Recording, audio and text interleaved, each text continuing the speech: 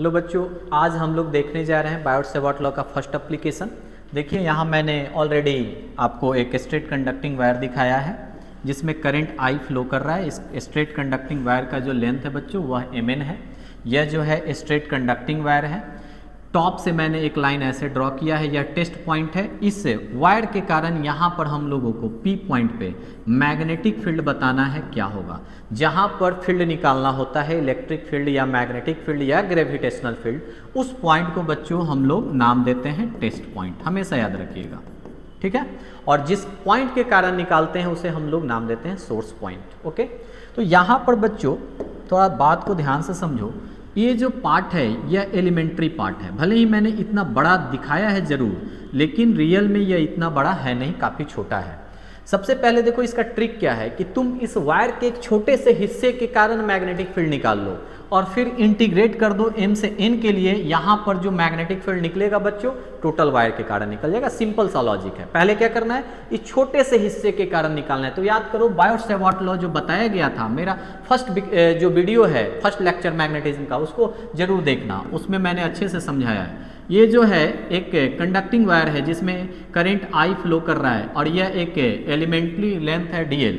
इसके कारण यहाँ पर मान लेते हैं एंगल थीटा बन रहा है। जो मैग्नेटिक फील्ड है बहुत ही छोटा है, μ0/4π IDL sine theta, IDL sine theta upon r square. ये डिस्टेंस r था। आपको याद है बायोट-सेवर्ट लॉ में एलिमेंट्री पार्ट के लिए मैग्नेटिक फील्ड का कैलकुलेशन दिया गया था।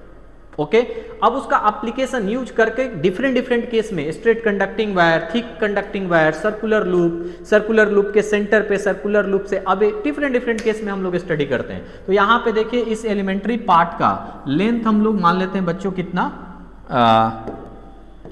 dl, ठीक है।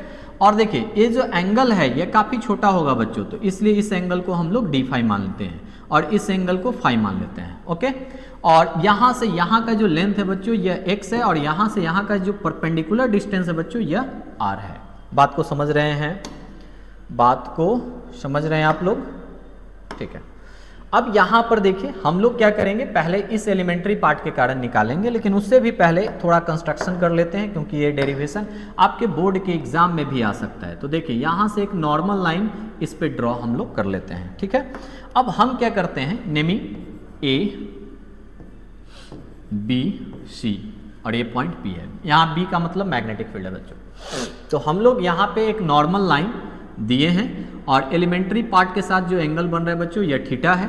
तो सोचिए इस ट्रायंगल में अगर हम चलेंगे, है ना, इन ट्रायंगल ABC, तो बताइए साइन थीटा का वैल्यू क्या हो जाएगा। तो हम जानते हैं P/H होता है बच्चों, परपेंडिकुलर अपॉन हाइपोटेनस। तो सोचिए इस छोटे से ट्रायंगल में अगर अलग से दिखाया जाए तो ये ट्रायंगल कुछ इस तरह से दिखाया जाएगा। ये राइट एंगल होगा, ओके, और ये होगा A, ये होगा B, ये लेंथ होगा dl, ओके, और यहाँ का एंगल होगा बच्चों थीटा। थीटा आप इधर से भी ले सकते हो इधर से भी, क्योंकि sine 180 minus theta equals to sine theta होता है। पहले फर्स्ट वीडियो में ये सब अच्छे से मैंने डिस्कशन कर रखा है। तो P का वैल्यू हो जाएगा बच्चों AC और H का वैल्यू हो जाएगा dl। तो यहाँ पर AC equals to dl sine theta होगा। इसे आप इक्वेशन 1 लेट कर लो। बहुत ही आसान है, छोटे से ट्रायंगल में मैंने चला। अब ये जो आपको बड़ा से इसके रिस्पेक्ट में जो बड़ा ट्रायंगल है, हालांकि ये भी छोटा है लेकिन इसके रिस्पेक्ट में बड़ा है, इसको मैं यहाँ बनाने का कोशिश करता हूँ। ध्यान से समझना बच्चों, ये पॉइंट P है, ये पॉइंट A है, ये पॉइंट C है। ये डॉटेड मैंने AC को नहीं यहाँ दिखाया, कंटिन्यूअस दिखाया। और ये छोटा सा एंगल है बच्चों d फाई, बहुत ही छोटा है, और ये डिस्टेंस x है बच्चों। अगर इस ट्रायंगल में हम चलें तो यहाँ पे एक फॉर्मूला यूज होगा बच्चों, थीटा इक्वल्स टू L/R, जो आप पढ़े हो पहले। ध्यान से समझना, ये सेंटर है, ये रेडियस है, और यहाँ पे एक बहुत ही छोटा सा अगर ट्रायंगल हम बना दें तो सोचो ये जो लेंथ है यह L, माइनर आर्क हो गया, ये रेडियस हो गया, और ये जो एंगल है बच्चों ये थीटा हो गया, बहुत ही छोटा सा। और अगर ये एंगल बहुत छोटा होगा तो ये लगभग स्ट्रेट होगा। हम जानते हैं थीटा इक्वल्स टू L/R होता है, जहाँ थीटा रेडियन में होता है बच्चों। तो उसी फॉर्मूला का और उसी कंसेप्ट का यहाँ यूज करें तो d फाई का वैल्यू क्या होगा बच्चों, जल्दी से बताओ। d फाई इक्वल्स टू यानी theta equals to L/R। Here AC is L, arc हो गया, माइनर आर्क, तो ये x हो गया। तो यहाँ से बच्चों बताओ AC का वैल्यू जो है वह हो जाएगा x d फाई। कोई दिक्कत? ये हो गया बच्चों इक्वेशन 2। अब इक्वेशन 1 और इक्वेशन 2 पे नजर आप डालो, दोनों का LHS सेम है बच्चों। तो जब दोनों का LHS सेम है तो आप क्या लिख सकते हो इक्वेशन 1 और इक्वेशन 2 से।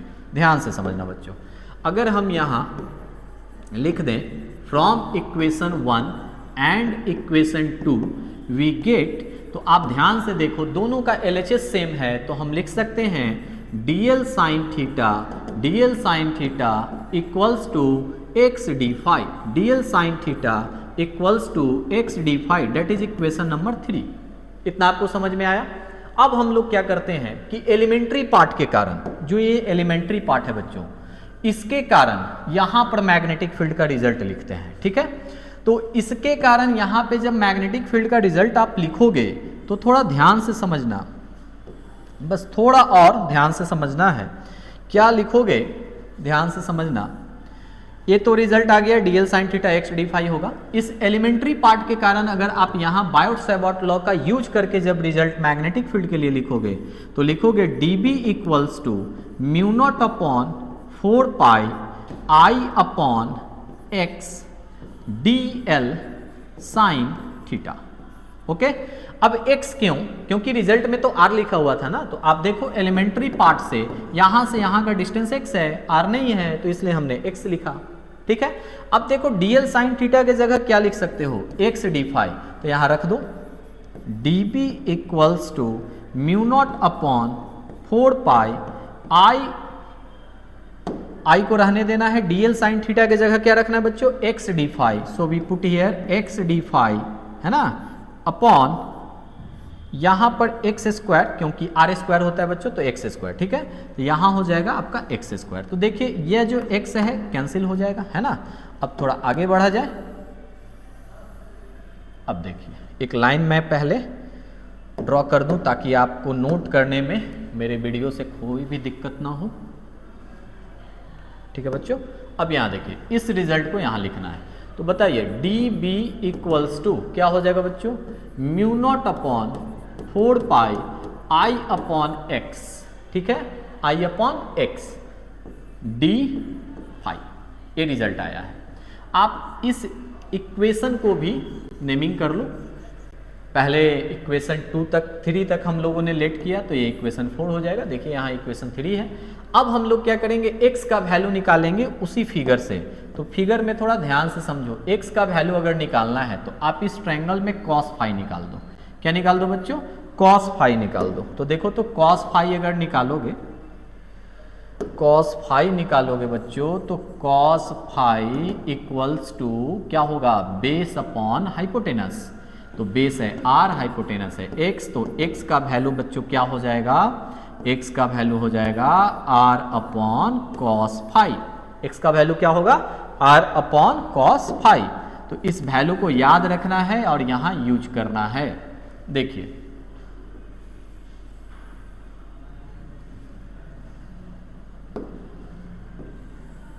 देखिए x के जगह हम लोग क्या रखेंगे बच्चों, x के जगह रखेंगे जो वैल्यू वहां हमने आपको बता दिया है, क्या है r upon cos phi d phi. तो बताइए cos फाई सबसे नीचे ऊपर जाएगा ना, आप लोग तो बचपन में पढ़े हो, तो हो जाएगा रिजल्ट क्या बच्चों mu naught upon 4 pi I upon r cos phi d phi. अब देखिए जो रिजल्ट आया है मैग्नेटिक फील्ड एलिमेंट्री पार्ट के कारण है, DL लेंथ के कारण पॉइंट P पे जो हमारा टेस्ट पॉइंट था। अगर इस रिजल्ट को हम इंटीग्रेट कर दें बच्चों, क्या कर दें इंटीग्रेट, तो इंटीग्रेट करने के बाद ये तो इंटीग्रेशन का मतलब ही होता है सम, जोड़, है ना। तो सोचिए क्या हो जाएगा बच्चों mu naught upon 4 pi I upon r cos phi d phi. तो अगर इंटीग्रेट करेंगे इसका मतलब हमको टोटल मैग्नेटिक फील्ड मिलने वाला है। dx का इंटीग्रेशन x होता है, तो dv का इंटीग्रेशन क्या हो जाएगा बच्चों b, तो हमने b लिख दिया। हम लोग को ये भी पता है इंटीग्रेशन हो या डिफरेंशिएशन, कांस्टेंट अगर वेरिएबल के साथ आता है तो उसको बाहर करना है। क्या करना है, बाहर। कांस्टेंट का मतलब मेरे अनुसार याद रखना पागल, जो पागल होता है उसका दिमाग कांस्टेंट हो जाता है। तो अगर कोई स्टूडेंट भी क्लास में कांस्टेंट माइंड वाला आता है मैं उसे बाहर कर देता हूँ, और जो मेरे पुराने स्टूडेंट है वो तो ये लॉजिक जानते ही होंगे। तो यहाँ से देखिए कांस्टेंट म्यू नॉट अपॉन 4 पाई और r, ये भी है क्योंकि वो डिस्टेंस परपेंडिकुलर कांस्टेंट था। आई जो करंट है बच्चों वो भी कांस्टेंट है। तो चारों को निकालना है, म्यू नॉट को निकालिए, 4 पाई को निकालिए, आई को निकालिए और आर को निकालिए।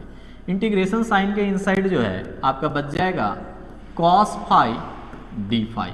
अब देखिए कॉस फाई को फाई के रिस्पेक्ट में इंटीग्रेट किया जा रहा है, तो फाई के लिए एक ऐसा लिमिट लेना होगा ना लोअर और अपर जो टोटल वायर को कवर करे। तो फिर से आते हैं फिगर पर बच्चों, फिगर पर फिर से आते हैं हम लोग फिगर पर।